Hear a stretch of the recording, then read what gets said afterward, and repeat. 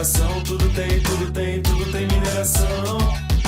Tudo tem mineração, tudo tem mineração. Estamos no ar e hoje com convidados super especiais. O tema é segurança de barragens e emergência. Estou aqui com a Deise, da Atlantic Nickel. Boa noite. Boa noite, Mari. Que prazer enorme estar aqui, dividindo essa mesa aqui com Léo Fará, em carne e osso, né, Léo? Que prazer. Eu que te assisto tanto pelo YouTube, nos eventos da mineração. Que prazer te ter aqui com a gente. Prazer todo meu. Obrigado pelo convite. É uma honra estar com vocês duas aqui. Gente, olha só. Comunidade do Instituto Minery, alunos, pessoas que estão aqui acompanhando conosco. O tema de hoje é Entre a Prevenção e a Emergência, Vivências na Segurança de Barragens. O Léo Fará, ele é capitão da reserva do Corpo de Bombeiros, atuou fortemente nos resgates e na emergência dos rompimentos lá de Mariana e de Brumadinho. E a Deise, ela é especialista em segurança de barragens, ela gere barragens no nosso setor, na Bahia, né, na Atlantic Nickel, e tem cases de sucesso para compartilhar conosco, principalmente na preparação e prevenção da emergência. Fala sério, pessoal, tá ou não tá espetacular? Eu sou a Marina Siqueira, sou cientista política, diretora de sustentabilidade e parceira aqui do Instituto Minery. Gente, é um prazer estar com vocês. Olha só lembrando que a gente já está nos últimos dias, né, nas últimas semanas, para a gente ter os novos patrocinadores aqui do MineryCast. Se interessa por esse projeto? Quer compartilhar conhecimento com todo o setor da mineração? Entre em contato com a gente. Agora, pessoal, bora então para o nosso bate-papo. Gente, apresentei vocês e eu gostaria que vocês se apresentassem um pouco melhor, falassem aí a formação de vocês, como é que é o dia a dia do trabalho de vocês. Léo está com várias novidades, viu, Léo? Já aproveite para contar para a gente. Começar com Deise. Tá bom, obrigada, Mari. Bom, eu estou aí há aproximadamente 11 anos no mercado, né? Me formei em engenharia civil, sou geotécnica de pós-graduação, pós-graduada em geotecnia, especialista em segurança de barragens. E assim, falar de barragens para mim é falar sobre prevenção, é falar sobre vidas, é falar sobre comunidade. Antes, né, hoje eu atuo tanto no setor geotécnico, na parte técnica, quanto comunidade para a IBM. E antes de segurança, é deitar a cabeça no travesseiro e pensar que tem umas asas ali, comunidade. Então, para mim, assim, falar de barragens e falar de vidas, de prevenção. E é muito bacana estar aqui. Bem-vinda mais uma vez, Léo. Bom, minha formação é um pouquinho diferente. Eu sou cientista militar, né? Sou formado na Academia de Polícia como cientista militar, com ênfase em gestão de catástrofe. Um nome um pouquinho errado, mas era o nome que tem o curso. Depois eu fiz a pós-graduação na área de emergências e desastres e fiz geotecnia, mestrado em geotecnia de riscos na UFOP. Fiz um mestrado também um pouco diferente no Chile, que é mestrado em engenharia de desastres, e uma pós-graduação no Japão de gestão de riscos e desastres. E na minha vida é um desastre, vamos dizer assim, mas um desastre controlado, né? E tem essa especialização toda na área de gestão de crise, gestão de emergências e desastres. Fiquei durante 20 anos no Corpo de Bombeiros e desde que saí, eu fundei a UNS, que é uma ONG de prevenção e resposta a desastres, e a Seivas, que é uma consultoria de emergência e treinamento, principalmente na área de mineração e indústria. Léo, em nome de todo o setor e de toda a comunidade, sociedade brasileira, eu te devo nesse momento um agradecimento em nome de todos nós por tudo que você fez e por tudo que você nos ensinou e hoje eleva a qualidade nossa de prevenção e preparação para os desastres. Poxa, nós vamos falar muito sobre isso aqui hoje, tá, Léo? Receba esse abraço de todos nós. Obrigado mesmo. Fico muito feliz e pode ter certeza que tudo que a gente faz um pouquinho hoje, né, tudo que a Deise está fazendo, tudo que vocês fazem, até mesmo levando essa mensagem, eu acredito que contribui sempre um pouquinho a mais para a gente deixar a sociedade mais segura. E para você que não conhece o Léo e não conhece a Deise, vocês vão entender ao longo desse episódio por que desse agradecimento. Vamos começar então falando, gente, né, de um tema quente, que a gente não se orgulha, mas que a gente aprendeu bastante. A gente tem 2025, o desastre de Mariana faz 10 anos. 10 anos. 10 anos, né? Nesse momento, Eu também já estava trabalhando com barragens na socioeconomia, Deise também, e o Léo já tinha uma experiência da Herculano, né, Léo? Isso. E eu queria perguntar para vocês, pessoal, como é que foi aquele dia, o que significou o rompimento da barragem de Mariana para vocês, na atuação de vocês e para o nosso setor? Quem começa? Eu posso começar. Pode, lógico. Posso começar e deixo o final ali pro Léo. Gente, é assim, passa um filme, né? Passa um filme na cabeça. Eu me lembro como hoje eu estava trabalhando no norte do Pará, e eu estava exatamente descendo no aeroporto, né, de Belém, quando eu soube por mensagem ali, chegando, ligou ali, né, internet e recebendo mensagens, assim. E recém-formada, eu tinha 1 ano e 2 anos de formada, né? Gente, naquele momento, a primeira sensação que eu tive foi: não quero trabalhar com barragem. Foi exatamente a primeira sensação: não quero mais trabalhar com barragens. Por quê? Porque você se comove, né? E não, como eu disse, quando eu falo de barragens, eu falo em prevenção, eu falo em vidas, eu penso em vidas, né? E você se vir toda aquela à tona, a primeira coisa que você... E as pessoas, os trabalhadores, e quem estava ali à frente, né? E os profissionais que trabalhavam, meus colegas, os colegas. Então, assim, o que eu estou... Até, é claro que esse pensamento, ele vem não de encontro ao conhecimento por trás, né? Foi aquele primeiro choque ali, assim. Então, foi bem, não digo desestimulante, mas foi bem, assim... Impactante para saber onde é que eu quero chegar, onde é que eu quero ir. E, por alguns momentos, eu pensei em desistir, em não estar aqui. Que bom que você não desistiu. Que bom que eu não desisti, né? E, Léo, um dia que forte para você. Para mim foi um pouquinho diferente, né? Para falar de Mariana, eu tenho que dar um passo atrás, 1 ano atrás, que foi o evento de Herculano, que aconteceu em setembro de 2014.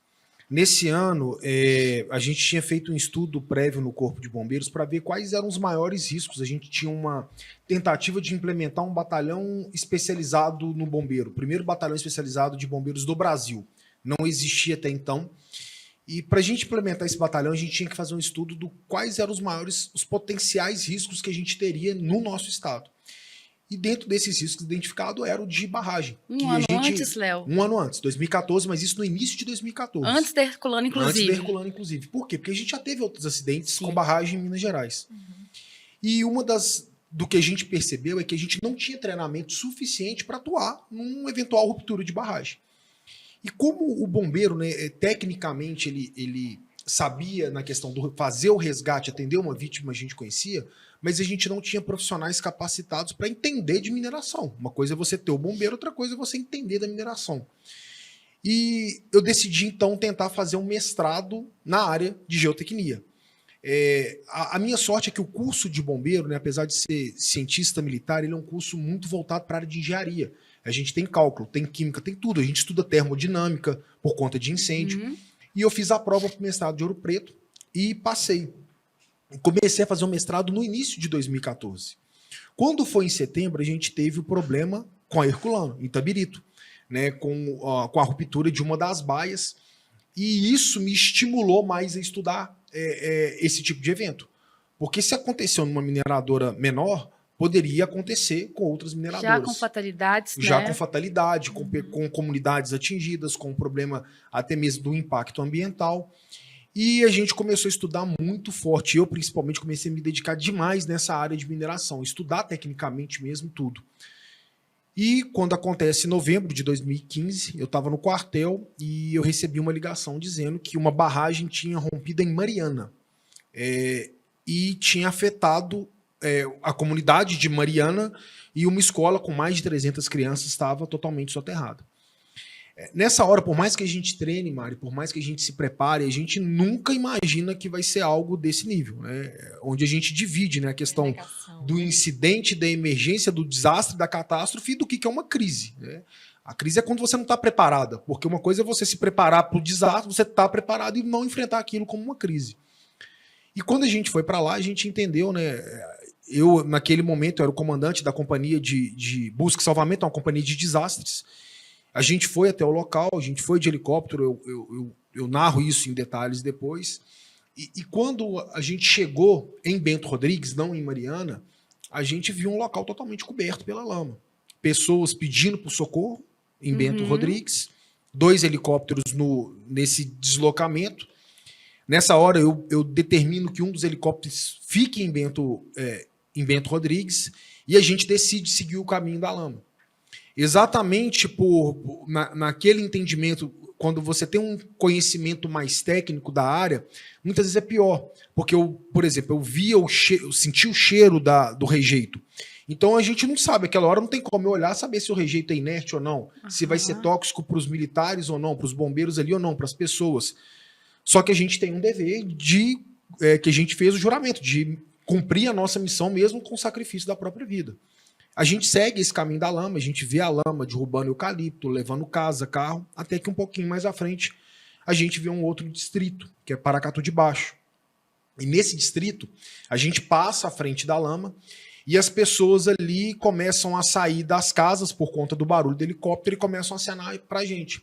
Só que enquanto elas acenam e sorriem, porque elas não sabem o que está acontecendo. Não tinham nem noção do que estava acontecendo. E naquela hora a gente teve que tomar uma decisão muito difícil, de pousar ou não ali para avisar aquelas pessoas. Né? Hoje, olhando em retrospectiva, se todo mundo pensar, é muito fácil. Né? A gente tomou a decisão certa. Só que naquele momento, a decisão racional é a gente não pode comprometer a operação como um todo e se você é quem salva, você não pode se arriscar, porque senão quem que vai salvar você? Mas a gente decide que o certo seria pousar e tirar aquelas pessoas de lá sem saber quanto tempo a gente tinha. Porque o que a gente via era só o fluxo de lama vindo. A gente leva todo mundo para a área mais alta da cidade, que é um cemitério, consegue retornar para o helicóptero. E quando a gente retorna para o helicóptero, a gente recebe um aviso na rádio do posto de comando, determinando com que a gente voltasse para Belo Horizonte, porque a ruptura dessa barragem tinha desestabilizado uma outra barragem. E lembrando que naquele momento a gente não tinha informação completa. Hoje a gente sabe que rompeu o Fundão, que atingiu Santarém, que desestabilizou Rio Germano, mas a única informação que a gente tinha o engenheiro geotécnico disse que a barragem está na iminência de ruptura. Uma outra barragem. Uma outra barragem, que era 10 vezes maior do que era Fundão. Então, na minha cabeça, enquanto ali já estudando geotecnia e sabendo de coeficiente de risco, falar que uma barragem vai romper, ela vai romper. E naquele momento eu tive que tomar uma decisão difícil de voltar na primeira cidade, porque a gente tinha 500 pessoas lá, essas pessoas não tinham como sair, não tinham como sair de helicóptero, porque o helicóptero só pode fazer operação diurna, depois que o pôr do sol vai, a gente entra num negócio que chama curva do homem morto, que o risco ele é muito maior do que o benefício, e a gente teve que tomar uma decisão muito difícil. Que no meu caso era, olha, eu vou ficar aqui, eu não sei como que eu vou tirar essas pessoas, mas eu vou dar um jeito. E falar isso abertamente para a minha equipe, para falar com eles, olha, eu vou ficar aqui. E um a um deles decidiram ficar lá comigo numa questão assim, a gente não sabe o que a gente vai fazer, mas a gente vai ficar aqui, nós vamos dar um jeito. E aí hoje, né, todo mundo sabe que Germano não rompeu, a gente conseguiu tirar mais de 500 pessoas lá, no dia antes de amanhecer. Mas aquele momento foi muito crucial, porque as decisões que eu tomei naquele dia, decisões inclusive de não, entre aspas, não obedecer ao comando, de retornar para a base, de pousar na cidade, de permanecer com aquelas 500 pessoas, sem água, sem comida, sem saber para onde que a gente ia, me fizeram refletir muito em vários conceitos. Né? Em conceitos do que, realmente, o que é uma ZAS? Será que a ZAS é o que prega ali 30 minutos de mancha e 10 quilômetros? Olha isso. Porque quando a gente olha na prática, o conceito de ZAS, de verdade, é a zona onde as pessoas estão e onde não há tempo hábil de se fazer o socorro. E esse tempo hábil ele não pode ser medido em ou quilômetros ou minutos. Eles levam em conta vários fatores que eles muitas vezes eles não são mensuráveis. E é daí que eu faço muitas críticas, entre aspas, à legislação, que engessa o empreendedor a cumprir tabela e não fazer o que funciona.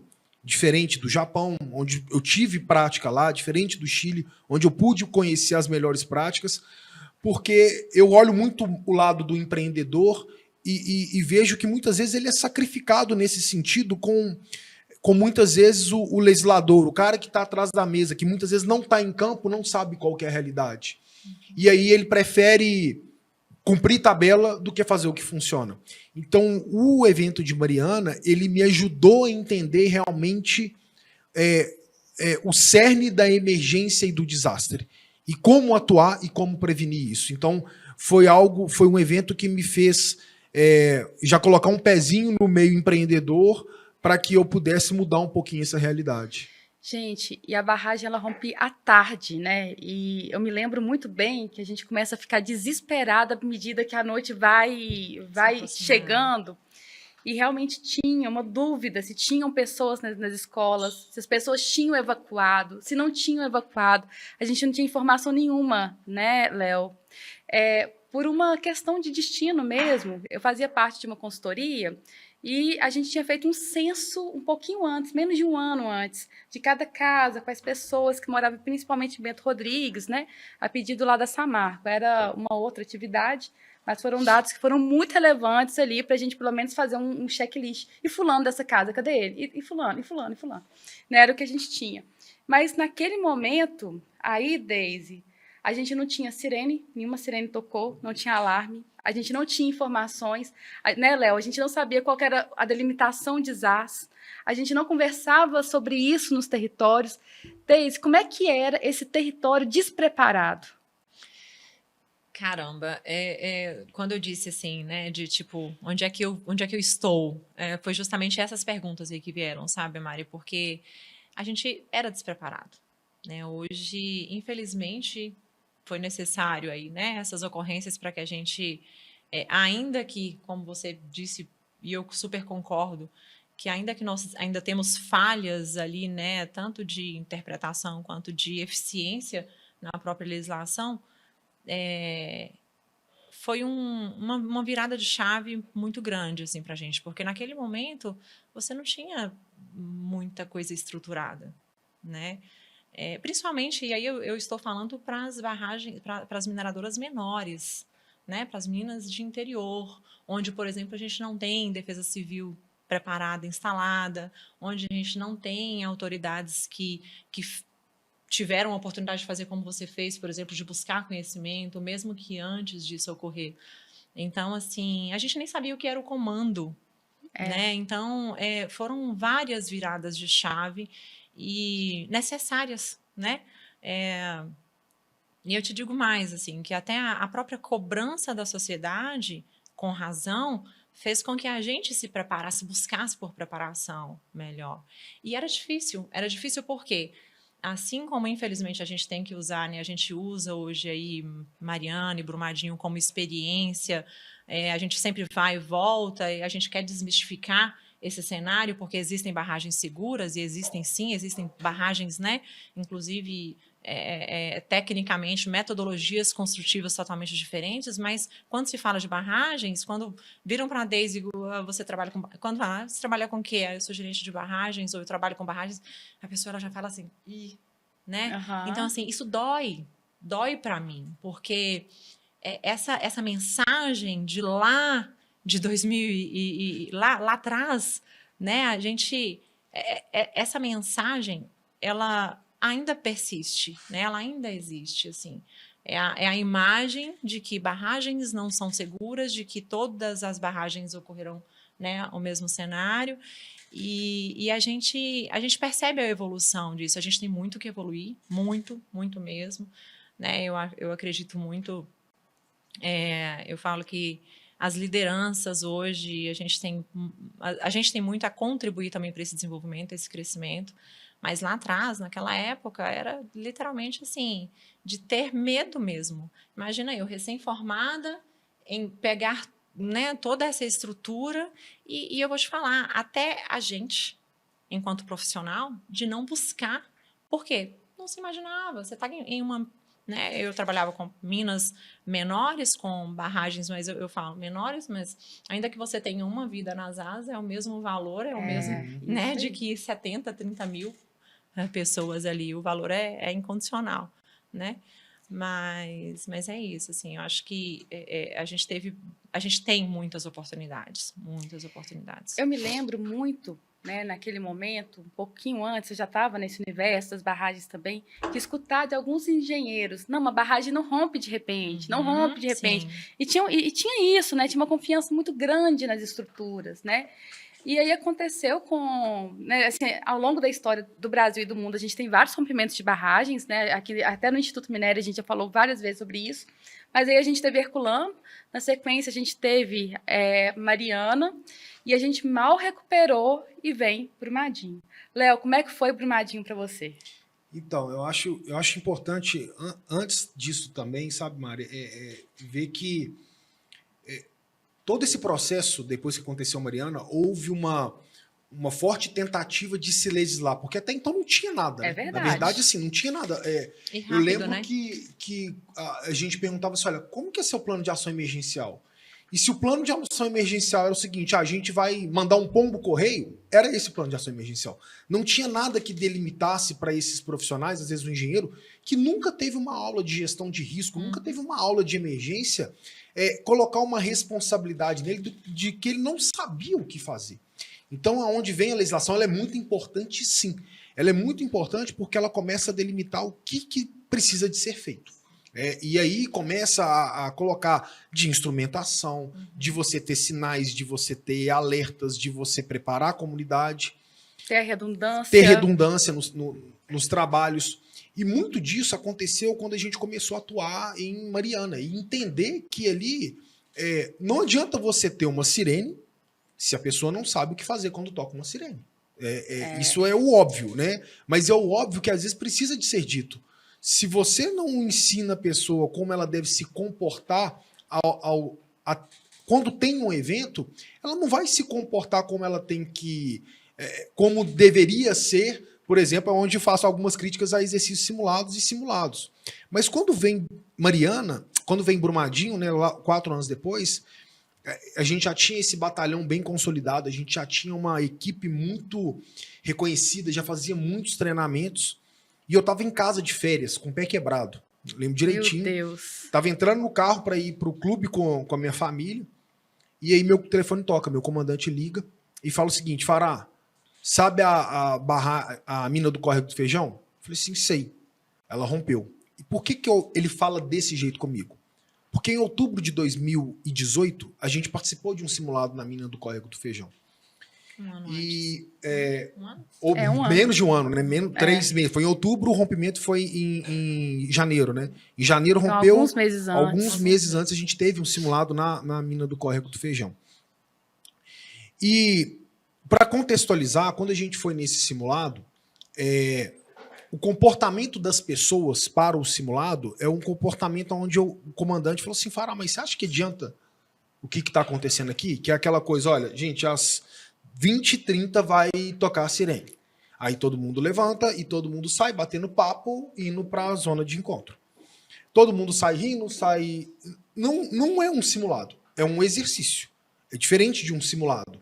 Porque o simulado você tem algo que ele é necessário, que é você colocar o fator surpresa para que você se comporte como um ser humano em uma emergência. Você nunca vai se comportar como um ser humano em uma emergência se você sabe tudo que vai acontecer. E aí você não consegue ter a imprevisibilidade do que o desastre e a emergência ela te traz. Quer acelerar seu batimento cardíaco, quer você ter visão em túnel, quer você saber se o seu gerente de segurança ele vai saber manter a calma no caos. Então esses fatores você só consegue colocar quando você tem um simulado real surpresa. Senão você não consegue fazer isso. E é muito raro ter, né? A Raríssimo. Daisy teve, depois ela conta. Raríssimo. Mas A gente raro às vezes ter, tenta fazer isso, tenta colocar isso em algumas consultorias que a gente faz, mas existe um receio, e aí eu entendo a parte do empreendedor, de não ter a validação que o papel quer. Passei por isso. Então, assim, verdade. não, mas a gente precisa de ser aprovado. Ainda mais hoje que tem um monte de questão do DCO, do ACO, então muitas vezes eles ficam com medo de alguém dar pau na consultoria. E eles não querem isso. Mas uma coisa não impede a outra. Você pode fazer um outro para mais, mas depois a gente chega nisso. Então, quando eu fui acionado e eu entrei no helicóptero, a nossa ideia era fazer tudo que a gente fez em Mariana. Só que eu já sabia que não teria como. Porque o tempo, né, que as pessoas teriam ali em Brumadinho era muito menor. E naquele caso, né, de Brumadinho, existe um livro que é muito interessante, ele chama O Efeito do Rinoceronte Cinza ou Rinoceronte Cinza, alguma coisa do tipo. Uhum. E ele mostra exatamente isso, que muitas vezes a gente está diante de uma situação de risco e esse risco ele é ignorado porque ele vira paisagem. Uhum. E ele conta o case de quando as pessoas vão para fazer um safari e os guias eles alertam, toma cuidado com o rinoceronte cinza. Rinoceronte cinza ele é um animal que ele é muito bonito, mas as pessoas ficam querendo tirar foto, ele ataca. E por mais que é avisado isso, quando as pessoas vão e encontram o rinoceronte cinza, elas querem se aproximar e tirar foto do rinoceronte cinza, e o rinoceronte cinza, ele mata as pessoas. Então, muitas vezes, as pessoas, elas não tratam a crise como crise porque elas não têm um entendimento correto do que elas têm que fazer diante de uma situação de crise. Elas não têm a cabeça voltada para essa situação de crise, de qual que tem que ser realmente o comportamento dela. E isso não é fácil, porque isso é cultural. Lá no Japão, desde 5 anos, as crianças aprendem como que elas têm que atuar em terremoto. Então, eu não consigo mudar isso de uma com 2 ou 3 incidentes. A gente consegue mudar esses conceitos através de uma geração. E eu acho que é ruim falar isso, né? Mas assim, a força de Brumadinho é mostrar que a gente não pode achar que isso nunca mais vai acontecer. Boa. Porque quando aconteceu Mariana, muita gente ficava pensando, isso é um caso só, isso jamais vai... Eu ouvi isso várias e várias vezes. E ouvi também de pessoas técnicas na área. Pessoas ditas como as mais técnicas na área. E a gente, no bombeiro, não é porque isso a gente entendeu que não aconteceria, a gente não deixou de treinar. Pelo contrário, a gente começou a treinar mais ainda. Os nossos treinamentos eles foram mais exigentes. As nossas técnicas elas se aprimoraram. E quando vem Brumadinho, é muito para colocar o homem, controlar o ego dele. De virar e falar o seguinte, olha, você tem efeitos que você não pode controlar. E isso vale porque, se a gente for pensar, barragens que foram dimensionadas, por exemplo, na década de 60 e 70, elas não levavam em conta alguns fatores. Por exemplo, será que a gente conseguia mensurar sismo igual a gente consegue mensurar hoje? Porque se a gente voltasse lá na década de 70, era meio que conhecimento comum se perguntasse assim, a gente tem terremoto no Brasil? Tem sismo no Brasil? O que as pessoas responderiam? Não, não temos. Só que se a gente for olhar hoje pelos equipamentos que a gente tem, pela qualidade que a gente consegue detectar sismos e tremores de 2.3, 3.0, que pra gente não é nada, mas para um barramento gigantesco é muito. Ele pode ter um gatilho de liquefação. Então são coisas que naquela época não eram colocadas em consideração, que hoje a gente tem que colocar à tona. E não é que a gente precisa de ficar alarmado, não é que a gente precisa de criar o caos, não é isso. É que a gente hoje tem o conhecimento, e se a gente tem o conhecimento, tem como a gente preparar. Eu não estou dizendo que a gente tem que... muito pelo contrário, eu sou alucinado com mineração, eu amo a mineração. Sem mineração a gente não teria nada. A única coisa que a gente tem que ter é uma mineração consciente e trazer a população para perto para ajudar a gente a construir isso. Perfeito. E é isso, veio essa construção, né, Deise? Então, o setor fica traumatizado ali com aquele rompimento muito grande, principalmente ambientalmente dizendo, né, com vários impactos em toda a foz do Rio Doce, né? Depois vem uma outra, e aí é hora do nosso setor colocar o chinelinho da humildade, olhar para dentro e falar, o PAI-BM não pode realmente ser esse livro para ficar guardado, né? O Léo fala muito disso, esse livro gigante. Objetivo. Ele, em Minas Gerais, ele ganha alguns contornos, ele ganha a seção 3, né, que é uma seção de salvaguarda animal, ganha a seção 4 do patrimônio histórico, ganha a seção 5, né, dos animais de produção. Então, a gente começa, né, Léo, a partir desses rompimentos, ter uma carga legislativa muito significativa. E aí, eu queria já vir para os dias de hoje, tá? Deise, como é que a gente faz hoje o gerenciamento de uma estrutura geotécnica? Como é que é o dia a dia da sua equipe? O Léo começou a falar aí sobre os monitoramentos, né?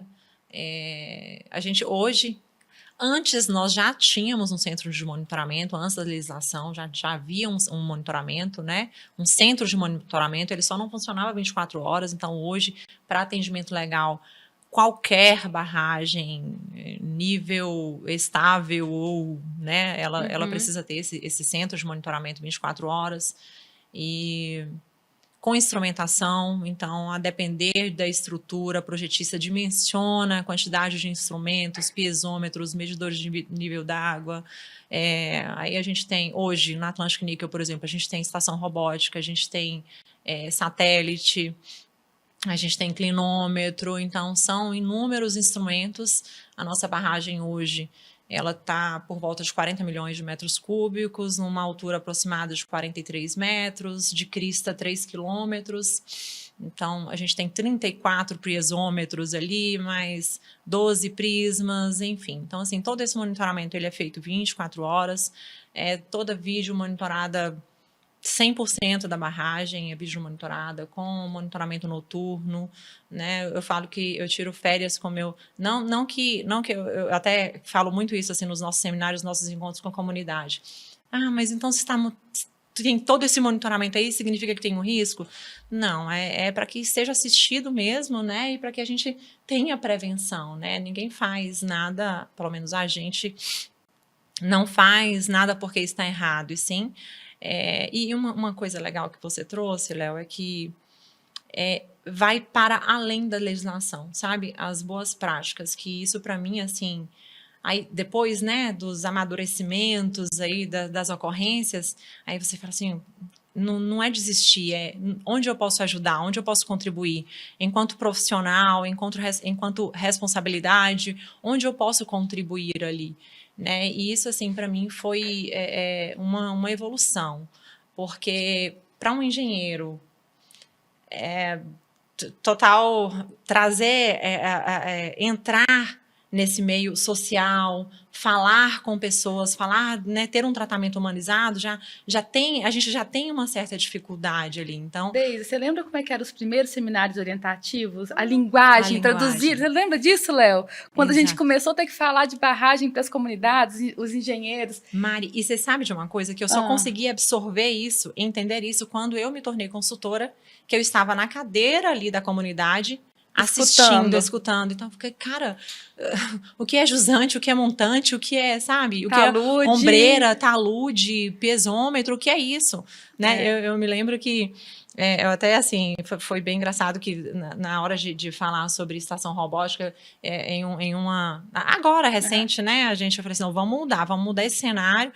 Porque, até voltando um pouquinho, em todas as minhas experiências, trabalhando com barragens e barragens seguras, o empreendedor, ele tinha uma percepção de tipo, eu não preciso investir tanto em treinamentos, em simulados, porque a barragem é segura, a gente vai lá e vamos só atender o que a legislação pede para o ciclo, né? A gente teve a oportunidade, eu trabalhei, acho que no primeiro ano de ciclo, vocês foram nossos auditores, não é isso?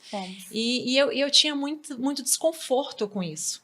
De fazer só para poder... Sempre tive muito desconforto com isso.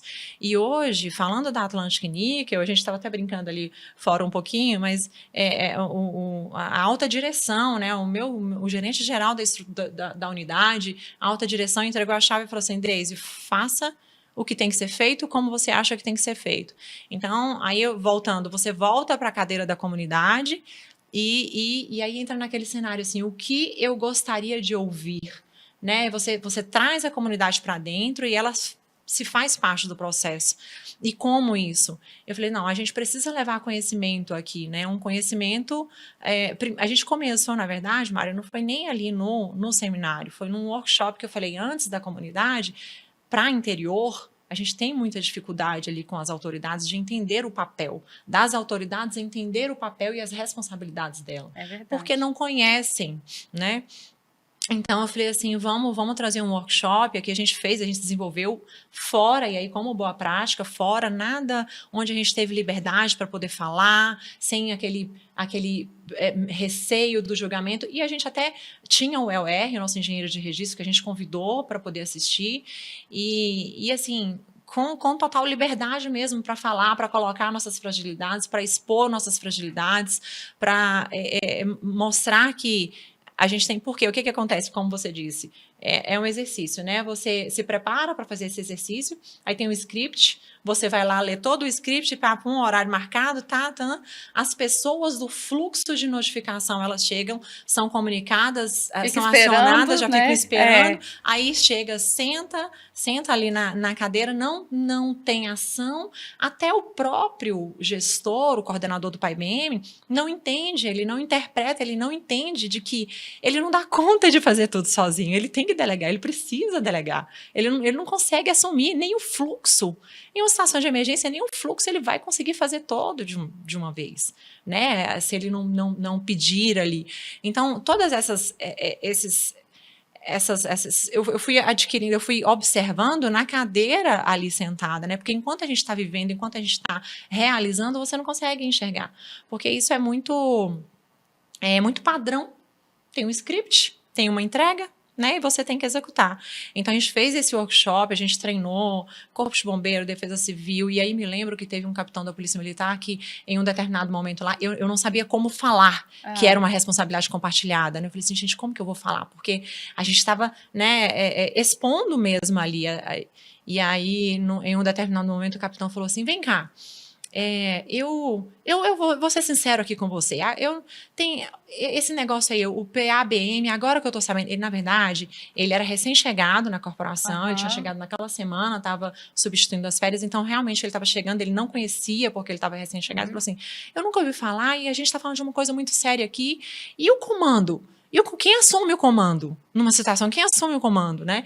E aí eu falei assim, nossa, eu tava pedindo para que viesse, para que eu não expusesse, né?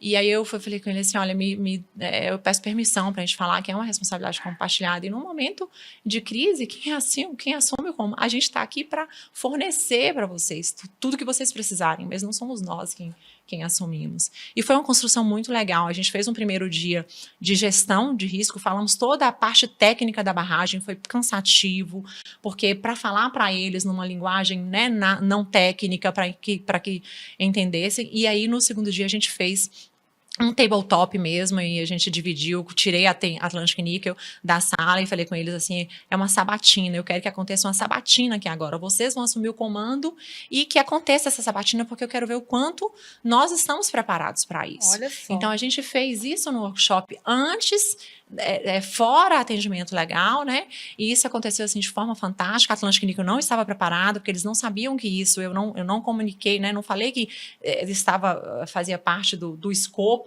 do workshop, e foi uma construção muito grande, porque as autoridades entenderam o papel a partir dali. Isso não foi o simulado, isso foi antes do simulado. Foi antes do simulado, isso foram 30 dias antes do simulado, porque eu queria essa preparação para que a gente fizesse o simulado surpresa. Entendi. E depois o simulado com Aguenta aí externo. passar aqui para o Léo. Léo, como que a gente está hoje, né? Passamos ali, então, por essa história toda que você contou para nós. Temos ali, pelo menos os engenheiros, as equipes das mineradoras, pelo menos um pouco mais bem preparados Sim. do que aquele momento, né? Mas me parece que ainda longe do ideal, né? Conta para nós sua visão. Olha, eu agora olhando, vestindo o colete de consultor agora, sabe? Para mim foi uma surpresa muito grande, porque quando eu entrei no mestrado, eu brincava muito com meus colegas de mestrado, que todos eles eram geólogos, geotécnicos, eram engenheiros, e eu era o bombeiro. Então, muitas vezes, quando a pessoa falava, não esses termos, vamos supor, falava assim, a montante, a jusante, eu levantava a mão e falava assim, aqui, explique em bombeirês para mim. Fala num termo que eu vá entender o que vocês estão falando. E quando eu passei para a área de consultoria, eu via que muitas vezes essa área de o seminário orientativo, a reunião com jovens, né, que eles pedem na IT01, era algo que não era interessante para eles. Eles não queriam, eles estão querendo ir para lá para ganhar lanche, brinde e depois vão embora. A verdade é essa. Então, quando eu comecei a fazer trabalho com algumas mineradoras, e aí eles falaram, olha, a gente vai trazer um capitão do Corpo de Bombeiros, que hoje ele está na reserva, mas que ele participou de Brumadinho e Mariana, todo mundo queria ouvir. Todo mundo queria estar lá ouvindo essas experiências e, acima de tudo, eu passo essa experiência e passo qual que é a realidade, o que é uma barragem, o que é essa estrutura, o que eles têm que fazer, qual que é o papel. E, acima de tudo, quando a gente começa a falar sobre isso, quando a gente vai tratar principalmente com a comunidade, a gente tem que trazer a comunidade para dentro do processo. Porque não adianta eu, como engenheiro, como consultor, falar com a comunidade, é só, você vai fazer isso. E muitas vezes é igual algumas práticas que a gente aprende. Não adianta tocar uma sirene e eu colocar que vai tocar a sirene e as pessoas vão sair, se eu não conheço a comunidade, sei que tem cadeirante, tem deficiente físico, tem pessoas que não ouvem a sirene, que são idosas. Quem que a comunidade vai ajudar? Como que elas querem ajudar? Quais são as práticas, igual algumas cidades a gente colocou? Olha, vamos pintar um meio-fio aqui de uma cor diferente para que vocês saibam aonde a mancha vai passar, o que vai acontecer, como proceder. Então, isso são muito boas práticas que a gente traz a comunidade para participar disso. Uma construção. E principalmente a educação com as crianças. Falar porque existe a aversão da comunidade, a gente não pode tampar os olhos para isso, para com o empreendedor. Eles têm isso num primeiro momento. E você precisa ali de um mediador para que comece a aproximar esses dois atores que eles precisam de trabalhar em conjunto para achar a solução. Muitas vezes a crítica que eu faço com o Pai BM, né, você já deve ter ouvido algumas, que não pode ser um livro de vermelho de 200 folhas que ninguém sabe por onde começar. Nem a gente tem empreendedor, que, tá? não, e a gente tem que desmistificar de que as pessoas elas não vão numa emergência, isso não vai acontecer. Tem 23 anos que eu trabalho com emergência, elas não vão abrir o manual e falar assim, bom, o que eu vou fazer aqui agora? Isso não vai acontecer. O que vai acontecer é que cada ator numa emergência tem que ter muito claro a missão a ser cumprida. E quando a gente fala a missão a ser cumprida, é onde eu falo que a liderança ela tem que dar liberdade de ação para o time dela. Porque eu sou mestre nos meus tabletops de matar o gerente de barragem. Mestre. Porque eu vou fazer tabletop e eu falo o seguinte, o gerente de barragem infartou. E aí, o que vocês fazem? E aí acaba o simulado, porque ninguém sabe o que faz. Porque ninguém sabe a missão a ser cumprida. E quando você tem muito claro a missão a ser cumprida e você tem definido os atores, eles falam assim, olha, eu posso não saber o que está escrito ipsis literis aqui, mas eu sei que eu tenho que acionar a barragem, eu sei que eu tenho que ligar para o corpo de bombeiros, eu sei que eu tenho que montar um posto de comando. E existem situações que elas são óbvias. Se você vai ter um acidente, você vai ter que ter um posto de comando. Se você vai ter que ter um posto de comando, essa sala, que ela já pode ser pré-definida, ela tem que ter materiais lá à disposição, preparado. Ela não pode acontecer de uma hora para outra. Não é uma hora que acontece a crise que eu tenho que escolher, olha, eu tenho que ter cartolina, eu tenho que ter cartaz, e muitas vezes eu tô fazendo com o pessoal e falo assim, ô capitão, mas o SCI, ele pede isso, ele pede aquilo, o que tem que ter? Eu falo assim, gente, o SCI, ele nada mais é do que uma metodologia, ele é uma ferramenta para que todo mundo trabalhe em conjunto. Então hoje o trabalho que a gente faz, né, principalmente, eu vou muito nas empresas e dou curso de sistema de comando de incidente. O que é? Tanto que algumas das vezes me contratam e falam, a gente quer curso de SO. Eu falo, primeiro, SO não existe, essa palavra não existe. É Incident Command System. E a primeira coisa é terminologia comum. Então vamos falar na terminologia correta, sistema de comando de incidentes. Então a gente começa a mostrar para eles que não é um bicho de 7 cabeças. Como que funciona de verdade? Como que foi montado o posto de comando? A gente traz cases, tipo assim, incríveis, né? Brumadinho foi um dos postos de comandos mais montados mais rápido da história, né? A gente teve, né, anteriormente o posto de comando do World Trade Center, que foi uma falha muito grande, mas a gente começa a mostrar por que são esses cases, por que a gente conseguiu fazer bem feito, quais eram as ferramentas que a gente tinha lá que possibilitou isso. Não era porque o capitão Fará é melhor que os outros, não, é porque o meu time tinha conhecimento da missão. O meu time sabia qual que era a missão a ser cumprida. E quando você coloca isso para a sua equipe, você fala assim para o seu geotécnico, olha só, se a gente tiver um caso agora, o que você pode fazer? Se a gente tiver com um policial militar, o que você pode fazer? O que dentro do seu conhecimento você pode fazer? Olha, capitão, eu posso bloquear o trânsito, eu posso avisar as pessoas, eu posso pedir para o chamado. Então, saber o que tem que ser feito é que vai funcionar no simulado real. Você pode até botar tudo no seu papel lá, no seu livro vermelho, mas se as pessoas não souberem o que tem que ser feito, na hora da emergência, não vai funcionar. Tem que estudar antes, né? Tem que saber se preparar antes. E acima antes, de tudo, né? Mari, Isso o problema que eu vejo grande, tá? É que a gente, né, existem doutrinas internacionais que falam que as equipes de emergência, elas precisam de trabalhar juntas. Elas não podem ser montadas de última hora. Tipo assim, aconteceu emergência, vamos montar uma equipe de emergência. Nunca trabalharam juntos antes. Então, é uma coisa que a gente tratou lá com a Vale, quando aconteceu Brumadinho. Eu lembro de ter conversado com o diretor de reparação, se eu não me engano era o Marcelo, um cara muito bacana, muito aberto. Ele virou para mim assim: capitão, o que o senhor acha que eu devo fazer até agora, para que isso não aconteça mais? Porque só dando um passinho para trás, uma vez eu fui fazer uma palestra na Latam, avião. E no final da palestra, uma pessoa levantou a mão e perguntou assim: capitão, o que o senhor diria para as empresas de mineração para que isso não aconteça? Eu virei e falei o seguinte: eu diria que barragens rompem, do mesmo jeito que aviões caem.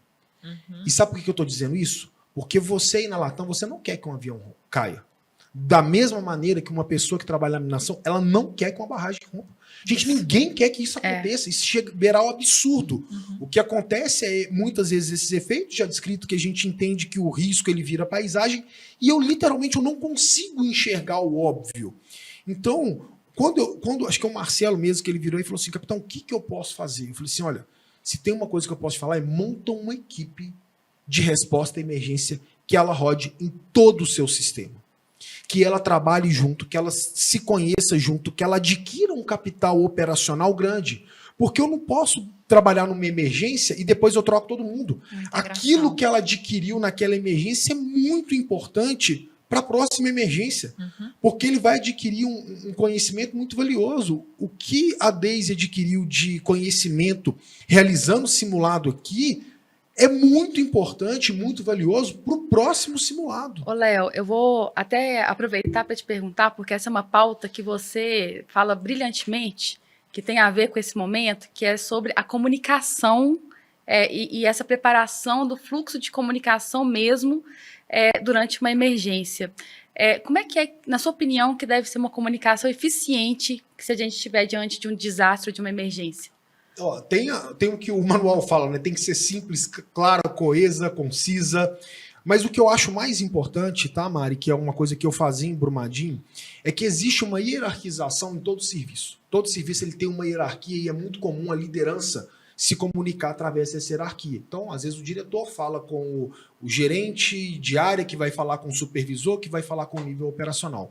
Quanto mais cadeia tiver nessa hierarquia, maior vai ser o misunderstood ali, a falta de comunicação, vai ser mais difícil de se compreender. Então a primeira coisa é diminuir os níveis. Se as pessoas lembrarem de Brumadinho, todos os dias de manhã, a gente já tinha rotinas definidas e eu conversava com a tropa inteira. Então eu, capitão, conversava com o tenente, com o sargento, com o soldado, com todo mundo e com os voluntários. Ou seja, todo mundo tinha uma clareza da missão muito grande. Segundo, nunca dá instrução longa durante a crise. As pessoas já estão com o emocional afetado e estão pensando num monte de coisa. Então, é ter muito claro o que a gente chama de intenção do comandante. O porquê que eles estão lá, qual que é o objetivo daquela missão. Isso é o principal. Durante uma crise, você não tem que falar como fazer, você tem que falar o que fazer. E você tem que dar liberdade de ação para que os atores que estão na operação, que eles vão ter dificuldades, que eles saibam como fazer.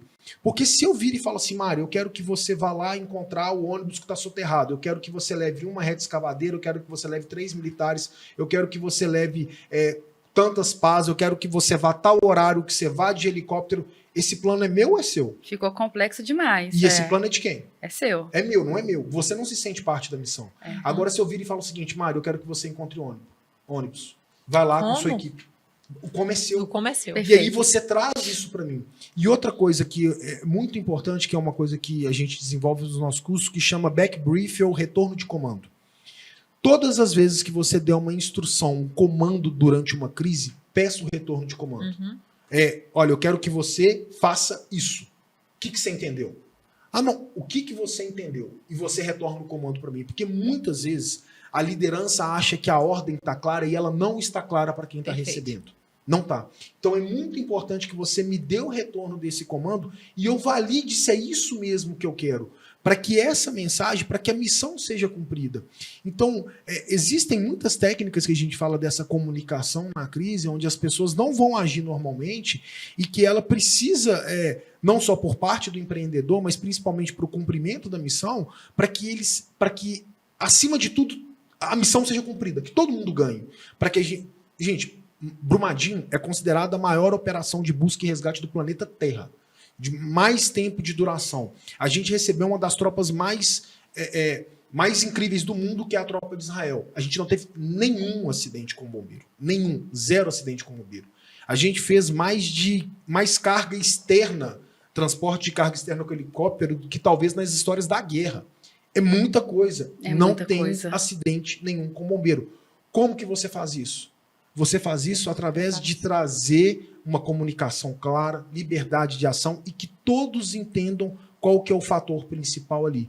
Então isso hoje, eu lembro do Coronel Golan, que é o chefe da delegação de Israel, assim que ele foi embora, ele me manda uma mensagem e eu fiz o print dessa mensagem, imprimi e coloquei na minha casa. Que ele vira e fala assim para mim: Fará, se eu fosse uma das vítimas ou um dos parentes das vítimas, eu queria que você e o seu time me procurassem. Uau! Então, isso pra gente, pra minha equipe como um todo, quando eu imprimi essa mensagem, o pessoal leva isso, gente, porque a gente está fazendo o que é certo aqui. E sem vaidade, sem querer ficar apontando o dedo, porque o que a gente via, né, enquanto todo mundo ficava querendo achar um culpado, a gente via os funcionários lá chorando, perdendo parentes. A gente sabia que ninguém queria que aquilo acontecesse. E a gente sabe que, mais do que ninguém, que todos eles ali levaram muito a sério isso. E estão tentando fazer algo melhor. Então, assim, eu acredito muito hoje em dia que a gente tem uma mineração muito mais forte do que quando a gente entrou, do que quando a Deise formou, de quando eu comecei a trabalhar, e a gente não quer que aconteça isso mais, que isso não vai acontecer mais. Pode acontecer? Pode, mas vai acontecer num ambiente onde as pessoas estão tentando melhorar cada dia mais. Pessoal, essa conversa está incrível e nós já falamos, está faltando 10 minutos. Nossa, meu Deus, a gente não conseguiu falar de quase nada. Dá vontade de falar, muito. É assunto para... Gente, olha só, para a gente começar a conduzir para o final, Deise, eu queria que você contasse da sua experiência do simulado surpresa e das suas boas práticas, principalmente com as crianças, tá? E 5 minutinhos para você. E depois para o Léo, assim, Léo, eu sei, fica à vontade, né, para fazer as suas considerações, mas também trazer um pouco do papel do líder, porque você foi um excelente líder, você falou um pouco de Mariana, falou lá de Brumadinho, né? Conta essa história, até escreveu essa história, e você falar isso para nós também. Vamos lá, Deise, como é que foi essas últimas semanas? É uma construção de maturidade, sabe, Mari? Acho que quando né, a Atlantic Níquel entregou a chave, ele falou, faz como tem que fazer, é bem isso... Foi bem esse o nosso propósito. E claro que a gente precisava construir, né, um cenário para que isso acontecesse. E a gente ainda tem, isso vai acontecer, é uma evolução, né, uma construção de maturidade. Então, primeiro a gente fez na semana, a gente sabia, o pessoal sabia que ia acontecer naquela semana, mas eles não sabiam o horário, não sabiam, era eu arquitetando aqui, pensando em como fazer, em como poderia, né, ser feito. Foi na semana de todas as ocorrências, de seminários, de simulados externo. E aí aconteceu, confesso para vocês que eu falei, vai acontecer 2h da manhã. Se é para a gente fazer, então vamos testar, né? E assim, eu tinha certeza, eu não colocaria a nossa DCO em risco se eu não tivesse certeza de que a gente conseguiria, porque antes disso, lembra que eu falei que foi uma construção, né? Então lá no início do ciclo, do primeiro semestre, a gente construiu isso muito bem, entre o fluxo de comunicação e na unidade, assim, a preparação foi bem feita. Mas o pessoal não esperava que fosse acontecer na madrugada, eles esperavam que fosse, né, durante o dia e tudo. E eu confesso que às 18h, e aí as únicas pessoas que sabiam era o pessoal da brigada, o líder da brigada, que eu falei, não, eu preciso de apoio, porque o meu pensamento era, como essas pessoas vão receber na hora da ligação, se vão entrar em estado de choque, se vão vir, né, se deslocar da cidade até a mina, se pode ocorrer um acidente, gente, porque a gente tinha que ser, eu me preparei para isso também, porque isso pode acontecer, né? Poderia acontecer. Então eu falei, não, eu preciso de um suporte aqui, o pessoal da brigada sabia. E aí, em uma conversa com o major da Polícia Militar, falei para ele, né, eu cheguei a comentar que a gente estava indo fazer, ele, não, quero testar meu pessoal. Também e aí, foi surpresa para eles? Foi surpresa para eles. Uau. E aí, nesse momento que ele falou, quero testar meu pessoal, eu falei, não, peraí, eu preciso envolver comunicação agora. E aí eu trouxe a comunicação, mas meu time, ninguém sabia, eles não sabiam de quando iria ocorrer, o centro de monitoramento não sabia também, então foi bem assim estruturado, o major sabia, mas a unidade dele, né, não sabia, eles não sabiam, foi comunicado no momento. E tudo se iniciou às 11h30, às 23h30. Eu falei com o centro de monitoramento, vocês vão me ligar, eu falei com o supervisor, você vai me ligar a partir de 11h30, das 23h30, e a gente, na verdade, a gente começou na segunda-feira com o nível 1, né? Simulamos o nível 1, a gente entrando no nível 1. Então, nas reuniões gerenciais, eu já tratava como uma encenação que a gente estava no nível 1, já falava por quê? Trazendo o conteúdo do PAI-BM, o que a gente precisava fazer em cada nível. Então, a gente tratava nas reuniões gerenciais essas tratativas, essas evoluções. E aí, na quinta-feira, na segunda-feira, a gente entrou em nível 1 de emergência, as tratativas estavam ocorrendo, obras e etc., seguindo o fluxo do PAI-BM. Então, todo mundo teve a oportunidade, quem não conhecia o PAI-BM teve a oportunidade de conhecer, né, ali. A gente já trabalhou isso, a auditoria acompanhando tudo desde segunda-feira. E aí, na quinta-feira, a auditoria também estava no hotel, eu falei assim, vai ser a partir de tal hora, eles ficaram na minha cola ali o tempo todo. E aí o CMG falou assim, mas o que eu falo? Eu falei assim, eu não sei, eu quero que seja surpresa para mim também, eu não sei o que você vai trazer para mim. Eu quero que seja a minha reação, a minha ação, eu quero que seja também. E aí eles me ligaram por volta de 23h36, mais ou menos, eu estava no hotel, e aí uniforme e tal, e aí a gente foi, né, fomos seguindo o fluxo. O coordenador substituto, o suplente, ele tentou falar com os meninos da segurança de barragens, e os meninos não atendiam, ele achou que eu tivesse também simulado para não atender, para ele também tomar uma reação, e ele teve uma ação assim fantástica, que foi chamar um outro colaborador que não fazia parte da equipe de segurança, mas tipo, eu não consigo falar com ele, eu vou levar, porque eu preciso fazer inspeção. Então, assim, foi uma construção muito bacana. E a gente teve fizemos todo o fluxo, a polícia chegou também dentro do prazo que a gente precisava, e assim, para fechar, teve uma surpresa que não estava dentro do meu, né, dentro do que eu estava programado, que apimentou ainda mais, que trouxe mais realidade para o simulado, que a gente está, na obra de recuperação, né, a gente estava ali fazendo uma obra de recuperação para tentar reverter a situação do nível 2, a gente estava tendendo para um nível 3, e então a gente tinha um número de pessoas lá, né, que estavam trabalhando. À noite, estavam trabalhando, e aí, na hora do simulado, uma dessas pessoas, então a gente estava esperando no ponto de encontro, 5 pessoas chegarem, que estavam trabalhando lá, 5 pessoas que estavam trabalhando naquele local. E aí, uma dessas pessoas achou que a gente não fosse monitorar os pontos de encontro. Então, ele simplesmente desligou o equipamento, saiu do equipamento e foi para de trás, e não chegava no ponto de encontro. Gente, e aí, nisso, a gente tem que... Ele achou que a gente estava só simulando, né? Que a gente não estava fazendo o real. E aí foi muito interessante, porque aí nessa hora a brigada e a patrimonial entrou com a polícia para poder fazer a varredura e encontrar essa 5ª pessoa. Então, assim, teve, né, essa emoção a mais muito ali, legal. Assim. Então foi uma construção bem legal. E eu acho que o tempo já está estourando, mas no seminário, Mari, foi muito disso, né, de falar a linguagem da comunidade, assim.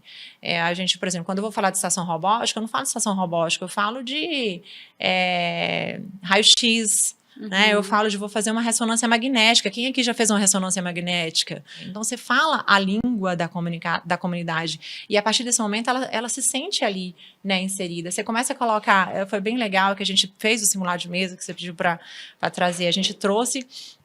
E a gente trouxe, as crianças estavam sendo muito participativas, e com isso elas trazem os pais. né? Elas trazem os pais para poder entender, e ali aparecem oportunidades, mas não seria melhor essa rota? Não seria, né? Então, é uma construção, a gente tem muito ainda que aprender, a gente tem muito que amadurecer.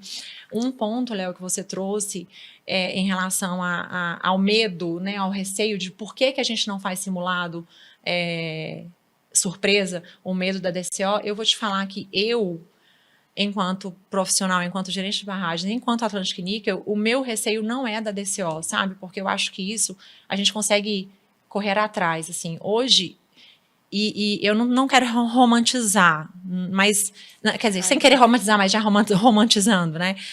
Eu acho que a gente tem que chegar a nossa preocupação mesmo, e o sonho nosso de fazer esse simulado com a comunidade surpresa, é a preocupação mesmo do bem-estar dessas pessoas. Então, antes disso, a gente também tem que preparar, tem que amadurecer, tem que criar maturidade ali na comunidade. Deide, você é uma das figuras, né, assim, quando a gente pensa no PAI-BM, né, que tem experiências, cases super bem-sucedidos. Obrigada por ter compartilhado com a gente. Quem te segue nas redes ficou maravilhado, né? Obrigada. Vendo as crianças, vendo a resposta, né? Foi incrível. Obrigada pela sua contribuição aqui no podcast. Léo, para a gente encerrar, né, também, né? A gente passa muito rápido, não passa? Passa muito rápido. Léo, fala um pouquinho sobre a liderança e também deixa aqui suas contribuições finais aqui para a gente finalizar o nosso episódio. Ô, Mário, eu acho que, acima de tudo, eu acho que o papel da liderança é dar essa liberdade de ação para o time, sabe? Eu gosto de falar muito hoje com os empreendedores que eles devem treinar como se a vida deles dependesse disso, e ela depende. E muitas vezes ela vai depender do treinamento que a equipe deles tem, né? A gente traz na UNS, né, que é a minha ONG, a gente fala muito sobre a questão de gestão de desastres. A cada dólar que você investe em prevenção, você economiza de 10 a 15 dólares na resposta e na recuperação. Os estudos que a gente fez lá em Ouro Preto, quando eu comecei a fazer o doutorado, é de que a cada dólar que você investisse em prevenção na mineração, você economizaria cerca de 50 dólares na resposta e na reconstrução. Então, quando você está investindo na prevenção, nenhum dinheiro ele é pouco. Uhum. Então, assim, você nos gera muito. Pode investir na prevenção, porque vai valer a pena. Vale a pena em você investir no treinamento da sua equipe, vale a pena em você investir no equipamento, mesmo que você nunca use. Porque a beleza da prevenção é em você não saber quantas vidas você salvou. A beleza da prevenção é você realmente investir e nunca utilizar. A beleza de você saber como é bom ter uma equipe é que é para a sua equipe nunca entrar em ação. Eu fui um bombeiro que tive que atender o próprio filho numa ocorrência. E atender o próprio filho me coloca numa situação de que eu tenha que colocar a minha cabeça no travesseiro e falar o seguinte: eu fiz o melhor do que eu pude. E se ele está bem hoje é porque eu fiz o melhor que eu pude, que todos os bombeiros que trabalham comigo foram treinados por mim. Então não espera isso acontecer. E muitas vezes a gente vai ver o que a empresa fala assim: mas é muito caro. Não existe muito caro para prevenção. Porque esse valor investido, ele tomara que nunca seja usado. Mas se ele for usado, tenha certeza que você queira estar com os melhores profissionais, os melhores brigadistas, as melhores empresas que estão ao seu lado. E isso é importante muito dessa liderança saber. Tem uma passagem nesse livro que eu viro, um comandante meu vira e fala assim: mas Fará, a gente vai treinar tanto esses bombeiros, a gente vai investir uma grana alta nesse treinamento. E se eles saírem do batalhão? E se eles forem transferidos? E aí eu respondo pro meu comandante: e se eles não forem transferidos e trabalhar com a gente? E se um dia eu precisar de ser socorrido ou o senhor ser socorrido por um desses bombeiros? E o treinamento saiu. Então eu acho que o papel da liderança é entender que vale a pena investir em prevenção. E vale a pena você nunca usar essa prevenção para uma resposta. Dentro de tudo que eu vi, dentro de toda a dor que eu vi, eu sei que hoje em dia, né, iniciativas como essa da Deise e de vários outros profissionais, elas têm que ser enaltecidas, elas têm que continuar acontecendo, porque dessa maneira a gente vai realmente criar uma mineração segura e criar um ambiente bom para o empreendedor e para a sociedade. Que incrível. Léo, fala um pouquinho do seu livro. Esse é o seu último? Porque Não, o Léo é o escritor, né, esse é o gente? primeiro. Então, esse é o primeiro. Esse é um de 6. Falta lançar 2, mas esse é o Além da Lama. Eu conto o relato Mostra das aqui primeiras pra câmera horas. pro pessoal. As primeiras horas de Mariana. Então, um relato que, na verdade, Levanta ele ele, por tenta favor, enaltecer. Pessoal que tem em casa. Ele tenta enaltecer o trabalho desses bombeiros que decidiram ficar comigo lá, mesmo sabendo que a chance deles morrerem era gigantesca, mas a gente conseguiu resgatar mais de 700 moradores em Bento Rodrigues e em Paracatu de Baixo. É um presente para vocês. Ah, muito obrigada. Está disponível Olha aí nas só. melhores livrarias, na Amazon, acha todos eles, né? Então tem esse, tem Líder, um especialista no impossível, tem Sobre Bombeiros e Heróis e O Dia que Não Terminou. Gente, falar sobre rompimento de barragens hoje para nós é falar em aprendizado, né? Aprendizado e a gente não trabalhar mais dentro da zona cinzenta da negligência. Esse episódio de hoje é sobre isso, é dedicado a todo mundo que trabalha a segurança, a emergência, que está na mineração. Hoje os nossos territórios estão mais preparados, as equipes de emergência, já participei de uma, né? Eu fui coordenadora de plano de emergência, o Léo não sabia, né, Léo? Mas já fui, né? Assim, já fui auditora de DCO, né? Então, assim, já transitei muito nesse universo. E para mim é sempre um prazer falar sobre isso, a evolução, ainda mais um diálogo tão crítico, tão bacana, com 2 referências na área. Léo, muita gratidão, obrigada pela generosidade. Deise, parabéns por tudo. A gente que te acompanha, a gente fica inspirado de ver tanto capricho, tanta dedicação à comunidade. E aí, pessoal, estamos chegando ao final do nosso episódio e a gente está aberto aos nossos patrocinadores, tá, pessoal? Como é que isso funciona? Vocês vão mandar uma mensagem, né? Vai estar em algum lugar aqui, talvez na descrição. Vai entrar em contato, conhecer os nossos planos e aí você vai ajudar a gente a ganhar maior alcance, levar esses assuntos para quem precisa, ajudar a gente com equipamentos, enfim, para a gente dar voz mesmo a conteúdos maravilhosos como esse. Pessoal, obrigada, excelente semana com segurança e gestão de crises para todo mundo. Beijo, gente!